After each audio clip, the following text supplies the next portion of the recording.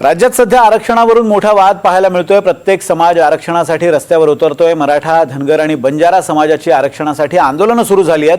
दरम्यान धाराशिव जिल्ह्यातील तरुणाई सध्या सुरू असलेल्या आरक्षणाच्या प्रश्नाकडे नेमकी कशी पाहते आणि या वादामुळे महाराष्ट्राच्या विकासाची गाडी खरंच पुढे सरकणार आहे का? तसंच ग्रामीण भागात या संघर्षामुळे सामाजिक तणाव वाढतोय का? या सगळ्याविषयी कायद्याचं शिक्षण घेणारे डीएड आणि बीएडच्या विद्यार्थ्यांशी बातचीत केली आमचे प्रतिनिधी राहुल कुलकर्णी यांनी। नमस्कार, मी राहुल कुलकर्णी। जातिवंत महाराष्ट्र ह्या आपल्या भाग 2 ह्या मालिकेतला आजचा हा एक महत्त्वाचा भाग आहे। कारण काय झालं की नेपाळमध्ये विद्यार्थ्यांनी खूप मोठी क्रांती घडवून आणली। अर्थात त्या क्रांतीचं विश्लेषण अनेक पातळीवरती होऊ शकतं, खास करून साम्यवादी विचारधारा आणि त्या विचारधारेला अपेक्षित असलेल्या बऱ्याच गोष्टी तिथे झाल्या नाहीत। शेजारच्या बांगलादेशचं उदाहरण आहे, मी तिथे 13 दिवस होतो बांगलादेशमध्ये। मला पण जाणवलं नव्हतं की जेव्हा शेख हसीना सरकारचा, कारण भारताची फार महत्त्वाची भूमिका होती, भारताने तिथल्या लढ्यामध्ये आपलं सैन्य पाठवून तो देश स्वतंत्र केला आणि जेव्हा त्या देशाला 50 वर्ष पूर्ण झाली तेव्हा मी तिथे होतो 13 दिवस। तेव्हा हे नाही लक्षात आलं की विद्यार्थ्यांना काय म्हणायचं आहे। आत्ताही मला असं वाटतं की महाराष्ट्र एका विशिष्टाच्या टप्प्यावरती उभा आहे आणि प्रत्येकजण काही फार वैचारिक मांडणी करतील असं नाही आहे, पण प्रत्येकाला काही ना काहीतरी सांगायचं आहे आणि ते सांगणं आपण लक्षात घ्यायला हवं। कारण जेवढी चर्चा होईल, जेवढं मंथन होईल तेवढं महाराष्ट्रासाठी आवश्यक आहे। कारण प्रत्येकाला काही ना काहीतरी हे सांगत असताना, तर तुम्ही आमचा कार्यक्रम बघितला निवडणुकीतला? हो, पूर्ण बघितला ना? अनएडिटेड होतं बऱ्यापैकी। पण मग आता महाराष्ट्रात जे चाललंय ते, आता महाराष्ट्रात जे चाललंय ते राजकारणच चाललेलं आहे फक्त। आणि जे आरक्षण आहे ते आरक्षण फक्त गरिबी हटावं असा कार्यक्रम नाही आहे, तो सामाजिक दृष्ट्या पण जे समाज मागासलेले आहेत त्यांच्यासाठी पण आरक्षणाचं, त्यांच्यासाठी जे मागतायत त्यांना असं वाटतं की हे गरिबी हटावचं माध्यम नाही। सुरुवातीला बाबासाहेबांनी जे आरक्षण दिलं होतं ते सामाजिक दृष्ट्या मागास समाजासाठी। बरोबर आहे काय? बरोबर आहे, बरोबर आहे। यांचं मत आहे की आरक्षणाचा जो मुद्दा आहे तो सामाजिक दृष्ट्या मागास आहे, ही काही गरिबी हटावचा कार्यक्रम नाही। गरीबी मैं हिंदी में हाँ, हिंदी में बोलिए, कोई प्रॉब्लम नहीं। मैं जो सामाजिक मुद्दा कहता उस टाइम 1947 के बाद जो आज़ादी हुई हमारे देश की, ऐकत आहे तुम्ही? हां, आज़ादी हुई हमारे देश की, तो उस टाइम पे म्हणूनच माईक मी मागवला। आज़ादी हुई तो आज़ादी के टाइम पे जो हमारे जो प्रताड़ित लोग थे, जो मतलब निचली कास्ट के थे, उन लोग के साथ बहुत प्रताड़ना हुआ, बहुत तरह के कष्ट हुए। तो उसको देखते हुए बाबा साहेब अम्बेडकर ने क्या कि आपको आरक्षण दिया कि आप क्योंकि जो सामाजिक पिछड़ापन जो था वो दूर करना था। आत्ता जे चाललंय आपल्याकडे मॅडम, ते बरोबर आहे चूक आहे? सध्या जो मराठा आरक्षणाचा प्रश्न आहे हो, तो एक्झॅक्टली मराठा समाजामध्ये फक्त मराठा म्हणजे खूप श्रीमंत वर्ग अशी एक जी धारणा आहे, Correct. त्याच्यामध्ये पण ही वाढती लोकसंख्या, त्यामुळं विभक्त कुटुंब वगैरे बरेचसे कुटुंब असे वाढत्या लोकसंख्येमुळे कसं विभाजन झालेलं आहे। हाच मुद्दा होता की समाजामधला जो मोठा वर्ग आहे त्याचं पण विभाजन झाले, त्याची अडचणी आहे ना? नाही आहेत, मुळात प्रत्येक समाजामध्ये मागासलेले आहेत घटक, पण आरक्षण हे मुळात यांचा मुद्दा असा की ते सामाजिकरणासाठी नाही, आर्थिक सगळेजण अडचणीत आहेत। सगळेजण अडचणीत येतात, हा मुद्दा बरोबर आहे त्यांचा। पण एक गोष्ट आहे सर, आत्तापर्यंत मराठा एक्सेप्ट बाकीच्या समाजांनी जे आरक्षण म्हणजे उपभोगलेलं आहे किंवा फायदा उठवलेला आहे, त्याच्यामुळं इतर समाजांमधले आता 35% मार्क्स असणारा ओबीसी किंवा एससी किंवा म्हणजे अदर, त्याच्यामध्ये जे आरक्षण ज्यांना आहे असे सगळेजण आले, तो विद्यार्थी जॉबला सध्या आहे। आणि त्याच कॅटेगरीमध्ये किंवा त्यांच्याबरोबर लेवलला मराठ्यांचा जो मुलगा आहे ज्याला 75% मार्क आहेत, तो सध्या बेकार आहे। त्यामुळे मराठा समाज दिसतो, हा सामाजिक बदल दिसतोय सगळे नाही। तो इक्वेलिटी जर बाबतीत विचार केला, सोशल किंवा इकॉनॉमिकल, तर तुम्ही ह्या गोष्टीचा विचार करा की सर। नाही, तो मुद्दा मान्य आहे मला। आणि आता कंबाईनचा जो रिझल्ट लागला प्रीचा, ग्रुप बीचा, त्याच्यात EWS साठी मेरिट कमी झालं। अगदी बरोबर, ही माझीच गोष्ट मला सांगतो। ओबीसी आणि ओपनचं मेरिट सेम आहे, त्याच्यामुळे रिझर्वेशनचा फायदा तिथं होतच नाही मुळात। या मुद्द्यामध्ये EWSचा जो मुद्दा आहे तो महाराष्ट्राला आम्ही पहिल्यांदा सांगितला जेव्हा राज्य लोकसेवा आयोगाचा निकाल आता 3 दिवसापूर्वी घोषित झाला आणि EWSमध्ये -45% गुण घसरले, तर दुसरीकडे ओबीसीमध्ये मात्र आणि सगळ्याच आरक्षण प्रवर्गामध्ये गुणाचा टक्का वाढला असं दिसते। समाजाला खरंच आरक्षणाची गरज आहे, परंतु पूर्णतः ती कम्युनिटीला देणं ते चुकीचं आहे। इकॉनॉमिक बेसिसवरती आरक्षण दिलं ओके, पाहिजे. पूर्ण जात म्हणून कोणाला एक असा समुदायाला देणं गरजेचं हां. आहे. मी म्हटलं तुम्हाला जेव्हा मी माईक सुरू करेन तेव्हा मुलं बोलायला लागतात, स्पॉन्टिनियसली बोलतात. 2 तर प्रतिवाद आलाच इथे. तुमचं असं मत आहे की पूर्ण समाजाला जातीला नको हां. द्यायचंय कोणाला मग? इकॉनॉमिक बेसिसवरती जे विकर आहेत ना त्यांना द्यायला हवं. Okay, same sir. Same sir. Yes. बरं, पण का म्हणजे आर्थिकदृष्ट्या आता केंद्र सरकारने दिलेलं नाही का आरक्षण? हो दिलेलं आहे, पण काही जण अजूनही त्यामधून सफर करत आहेत. जसे त्यांना की जसे कुठला की वर्ग की ब्राह्मण सफर करतात? हो आहे, लिंगायत ब्राह्मण करतात? आहे. हो ब्राह्मण आता समजा 2-3% आहेत, त्यांना सुद्धा आरक्षणाची गरज आहे. जर मराठ्यांना दिलं आरक्षण तर हा पण वर्ग उठून राहील. मारवाडी समाज आहे, त्यामुळे मग ह्यांचा सुद्धा पण विचार करायला आरक्षण पाहिजे. नाहीये म्हणून काय नुकसान होतं? मला जर कोणी सांगेल का नीट, आरक्षण नाही म्हणून काय नुकसान होतं? तू फार मानाल. हा थांब. आरक्षण नाही म्हणून जे आता म्हणजे नोकरी आहे ना ते मिळत नाही ऐका काही काही मित्रांनो. लोकांना. म्हणजे जे मराठी बांधव आहेत ते नोकरीसाठी खूप झटत आहेत आणि जे अन्न आरक्षण आहे त्यांना कमी मार्क असून सुद्धा घेतलं जाते. मग एकतर सरसकट सगळ्यांना आरक्षण द्या किंवा काढून टाका. मार्कच्या बेसिसवर तुम्ही जॉब द्या किंवा मग एकतर विकर जे आहेत त्यांना जास्त गरज आहे म्हणजे आर्थिकदृष्ट्या आर्थिकदृष्ट्या. बरं. म्हणजे आजकाल कसं एकच होतं मिनिट हा फक्त. हा फार महत्वाचा दोघींनी बॅक टू बॅक खरं तर तिघाने मांडला. आर्थिक निकषावरतीच आरक्षण द्यायला हवं असं किती जणांना वाटतं? त्यांनी हात वर करा बरं. आर्थिक निकषावरती. मी पुन्हा प्रश्न तुम्हाला नीट लक्षात आलाय का? प्रश्न हात खाली करा प्लीज, प्लीज हात खाली करा. मॅडम ऐका, मी प्रश्न पुन्हा सांगतो. केवळ आर्थिक निकषावरतीच आरक्षण मिळायला हवं असं किती जणांना वाटतं? एवढेच संख्या? हा, मुद्दा राहिला.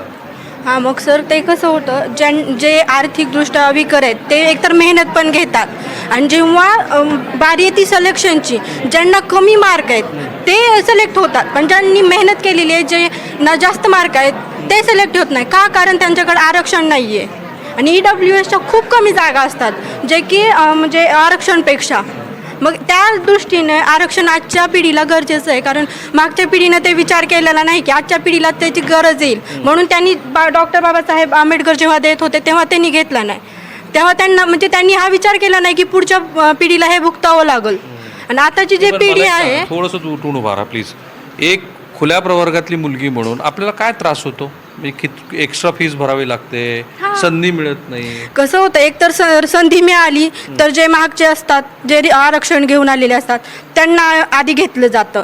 परत जे म्हणजे ज्यांना आरक्षण नाहीये ते मागं राहतात. आणि दुसरं म्हटलं फी फुल भरावी लागते. EW जरी असलं ना. ते तुझंच उदाहरण मला सांग. हां, आता मी माझंच उदाहरण म्हटलं तर मला फीस कमी बसते, बट ज्यांना आरक्षण आहे ज्यांच्याकडे कास्ट आहे त्यांना शिष्यवृत्ती मिळते. मग त्यांना ते कुठंतरी सोपं जातं शिक्षणासाठी. मग आमच्यासाठी कसं असतं एकतर घरची परिस्थिती नसते शिक्षण देण्याची आणि त्यातून परत आणखीन इथं फी पूर्ण भरायची आणि परत आणखीन जॉबला अडचण येतेच. पण मग आता ह्या सगळ्या मुलांकडे पर्याय काय दिसतात? ही तर लढाई आता समाजामध्ये. पुन्हा एक प्रश्न तुम्हाला विचारतो की आत्ता आरक्षण योग्य की अयोग्य, मराठा समाजाची मागणी अयोग्य की योग्य, हा प्रश्न नाही आहे. या सगळ्या आरक्षणाच्या लढाईमुळं महाराष्ट्रामधलं सामाजिक वातावरण बिघडत चाललंय असं किती जणांना वाटतं? त्यांनी हात वर करा. मला पूर्ण खात्री आहे महाराष्ट्र राज्याचे मुख्यमंत्री ही सगळी सिरीज बघतायत किंवा शरद पवारांनी आज जे सांगितलं की ते असं म्हणाले की महाराष्ट्रातली सामाजिक वीण उसवत चालली. गेल्या 3 दिवसापासून हेच चित्र आहे. ते बोलतायत सतत. मी हा प्रश्न पुन्हा एकदा तुम्हाला विचारतो. सध्या आरक्षणाच्या एक काहीतरी म्हणणं आहे कुणाच तरी, त्याला कुणीतरी प्रतिवाद करतंय किंवा प्रतिवादाला पुन्हा वाद होतोय. ह्यामुळं महाराष्ट्रातली सामाजिक परिस्थिती बिघडत चालली आहे असं किती जणांना वाटतं? त्याने हात वर करा. 100 आउट ऑफ 100. काय तसं गावात काय दिसतं त्याचं? आज जर परिस्थिती पाहिली ऐका रे गेली, मित्रांनो, आज जर महाराष्ट्रातली परिस्थिती पाहिली गेली तर खऱ्या अर्थानं जातीमध्ये भांडणं लावण्याचं काम ह्या सरकारनं केलेलं आहे. का तर एका जातीला एका पक्षातल्या माणसाने बोलायचं, सत्तेतल्या माणसाने बोलायला, दुसऱ्या पार्टीनं त्या सत्तेतल्या माणसानं दुसऱ्या जातीतल्या माणसाच्या बाजूनं बोलायचं. यामुळं परिस्थिती अशी झाली की गावागावामध्ये गेली स्वातंत्र्यापासून गावागावामध्ये राहणारा सर्व एकत्रित राहणारा समाज या एकोपा ज्या परिस्थितीत होता. तुमचा कार्यक्रम असला की मी तुमच्या कार्यक्रमाला जायचं अशी परिस्थिती आधी होती.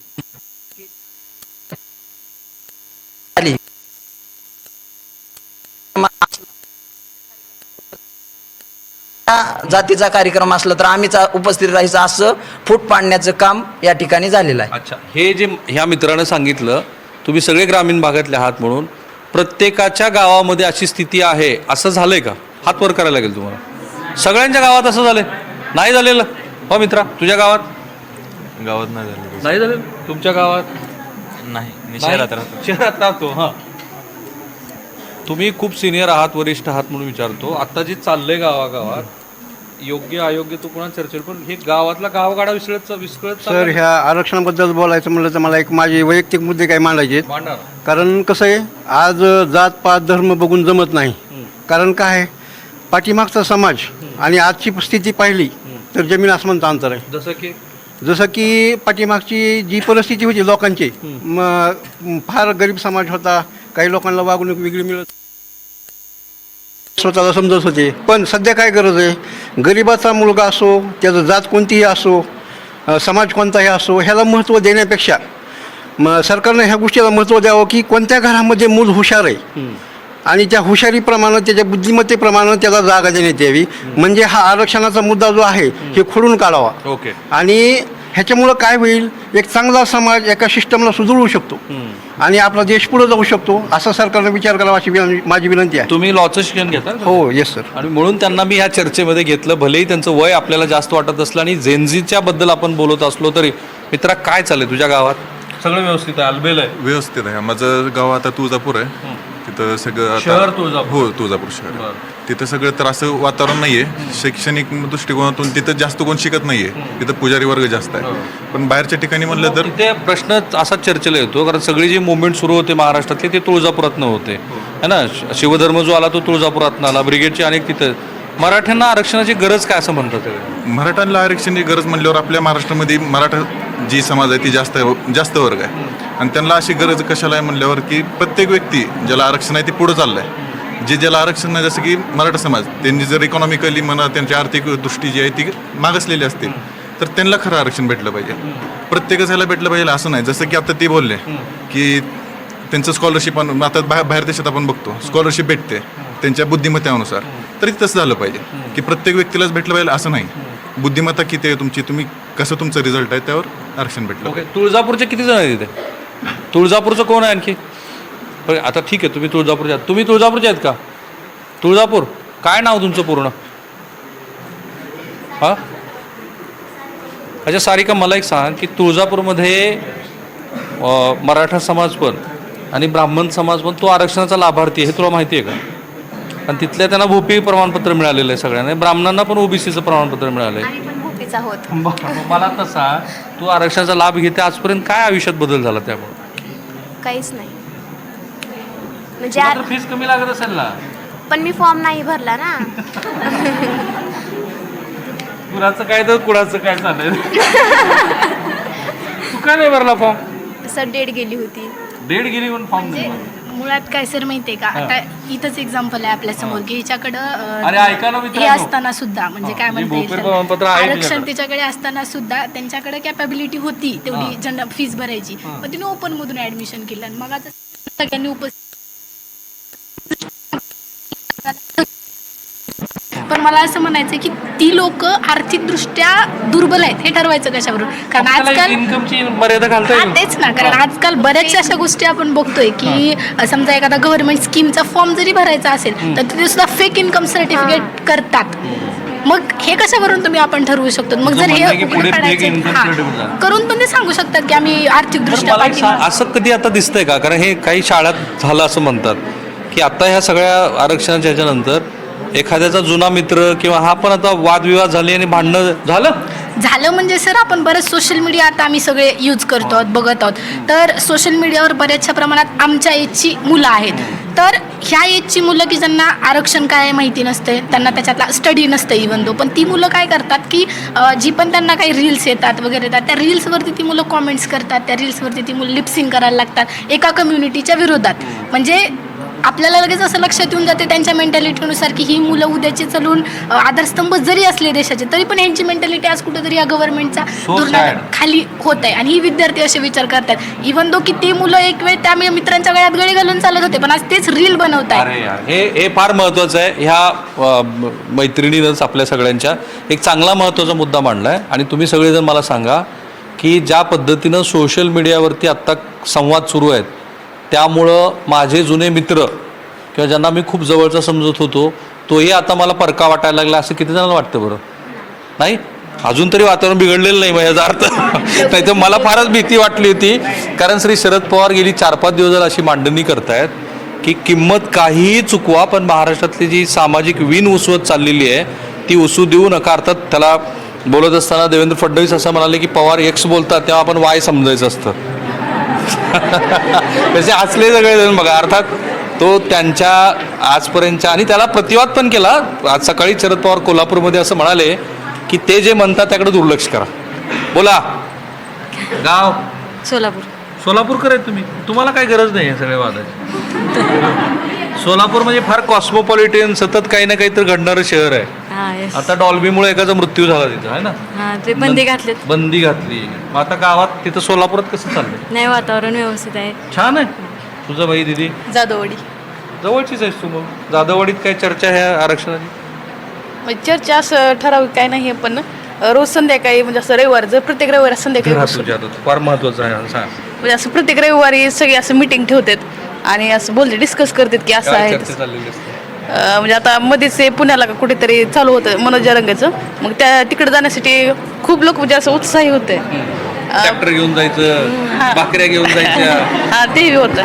मग त्याच्याबद्दल सारखं बोलतात आणि जर नाही कोण आलं तर मग त्याला असं बोलणं टाळतात की बाबा तू आला नव्हता मिटिंगला असं तसं. काय सांगते मी? का तर तू जरांगे पाटलाच्या आंदोलनाला का गेला नाही बहिष्कार घालते? हा म्हणजे मिटिंगला आला नाही का तर तुला गरज नाही आरक्षणाची, तू मराठा नाही असं बोलतात. म्हणजे बरं, तुझ्या घरात चर्चा काय होते? वडील काय म्हणतात?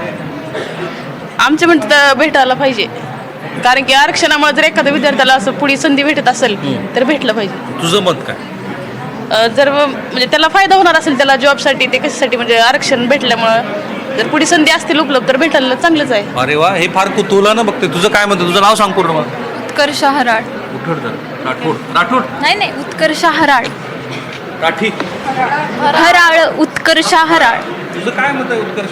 माझं सर, त्यांनी जे आरक्षणामध्ये जे लोक गेले होते त्यांचे तुम्ही बॅनर वगैरे बघितले असतील की आरक्षण आम्हाला शिक्षणासाठी पाहिजे, आमची बरोबरी करायला 7 पिढ्या जातील किंवा मग काहीतरी रॅशन घेऊन तुम्ही भाषण करतात किंवा घोड्याच्या शर्यतीत गाडीवर पुढे चालतात. हे काय जातीय म्हणजे तेढ निर्माण करायचं. तुझ्या मते आता जाती तेढ वाढत चालली. म्हणजे ते एखाद्या विशिष्ट समाजाच्या भावना दुखवायचं काम म्हणजे कोण अधिकार दिला ना असं म्हणणं तुझं आरक्षणाबद्दल वैयक्तिक मत काय?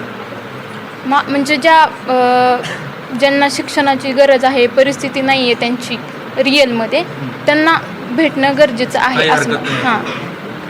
आणि मग आता जे गावागावात आपले चालले ते जातीय निर्माण म्हणजे ती जातीयता अजून निर्माण करण्याचा प्रयत्न करतात. भावना किती वर्ष मागं चाललाय महाराष्ट्र? अजून त्याच परिस्थितीमध्ये गेलं. आता महाराष्ट्रामध्ये नाही आहे पण काही ठिकाणी अजून जातीयता आहेच. आपला महाराष्ट्र सोडला तर. अच्छा, मी एक कॉमन प्रश्न विचारतो सगळ्यांना. महाराष्ट्र पुढे चाललाय का मागे चाललाय? मागे चाललाय. मागे चाललाय.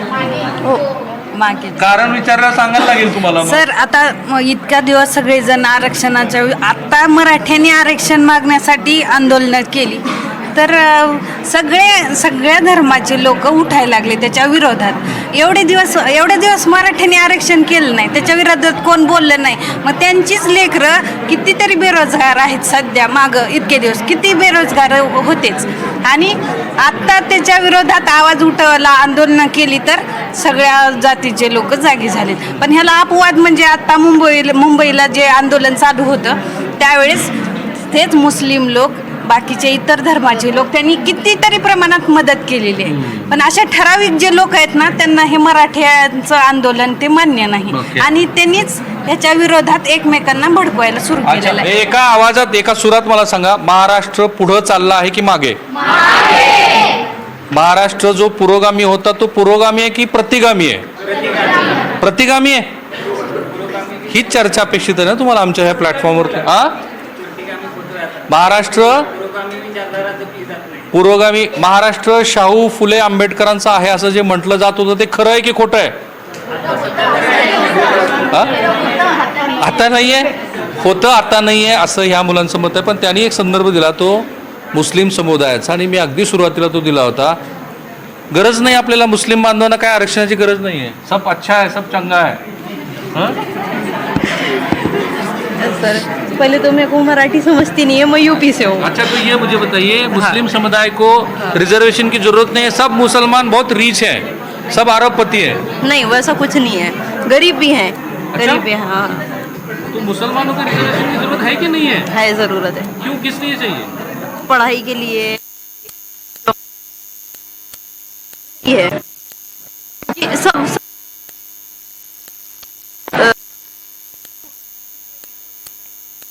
जरूरत होती है इन सब चीज़ों में. तो इसके लिए रिझर्वेशन की जरूरत है ना?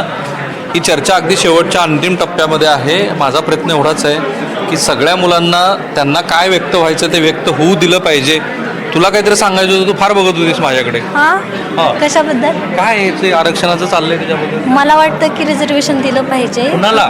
मराठ्यांना, की ज्यांना गरज आहे खरंच की रिझर्वेशन. ज्यांना गरज आहे मराठा हां. समाज त्यांना दिलं पाहिजे. हां. हे ते मोठे श्रीमंत आहेत त्यांना नाही. नाही, त्यांना ते इकॉनॉमिकली पैसे आहेत ना, त्यांच्याकडे फीस भरू शकतात. त्यांना गरज नाही. ज्यांना गरज आहे तुम्ही त्यांना सगळे दिलं सोशल मीडियावरती व्यक्त होता का रे? इंस्टाग्रामवरती ना, फेसबुकवरती होतात. या विषयावर बोलतात का? या विषयावर कुणी बोलतं का? तुमच्यापैकी कुणी काही लिहिलंय का फेसबुकवरती की इंस्टावरती? कुणी रील्स बनवली आहे? हां, तू केली आहे? कुणी पोस्ट केली आहे का ह्या विषयावरती? काही पोस्ट केली आहे का? नाही केली. काय ठेवते स्टोरी तू? स्टेटस काय ठेवतेस? हेच की आता एक पहिलीच गोष्ट मी हे सांगणार की आरक्षण फक्त एखाद्या कम्युनिटीसाठी किंवा ह्याच्यासाठी मागत नाही आहेत. आरक्षण म्हणजे ते असतं की एखाद्या समाजातल्या घटक ज्याला की इथपर्यंत यायची सुद्धा त्याची कॅपॅसिटी नाही आहे, आर्थिकदृष्ट्या आणि सामाजिकदृष्ट्या सुद्धा. बरं, मला एक सांगा, आता आपण रस्त्याच्या कडेला जी झोपड्या बघतो त्यांची ऐपत आहे का इथं येऊन शिकण्याची? मग त्यांच्यासाठी पाहिजे आरक्षण. काही लोक म्हणतात की जर मराठ्यांना आरक्षण नाही भेटलं तर कुणालाच नाही द्यायचं. म्हणजे गरज, हां, मी ह्या गोष्टीच्या अपोजिट आहे. गरज फक्त असं नाही की गरज तुम्हालाच आहे, तुमच्यापेक्षाही खूप बॅकवर्ड आहेत खूप कम्युनिटीज, त्यांना आहे. आणि मी एखाद्या स्पेसिफिक कास्टसाठी नाही बोलत आहे, तर खूप आहेत ज्यांना की बाबा इथपर्यंत येण्यासाठी, जरी तुमचा स्ट्रगल इथून चालू होत असेल तरी इथपर्यंत येणे हा त्यांचा स्ट्रगल आहे, मला असं वाटतं. सामाजिक दृष्ट्या अजूनही समाजातले असे अनेक घटक आहेत की जे इथपर्यंत येऊ पण शकले नाहीत. आरक्षण त्यांच्यासाठी असायला पाहिजे, मला असं वाटतं.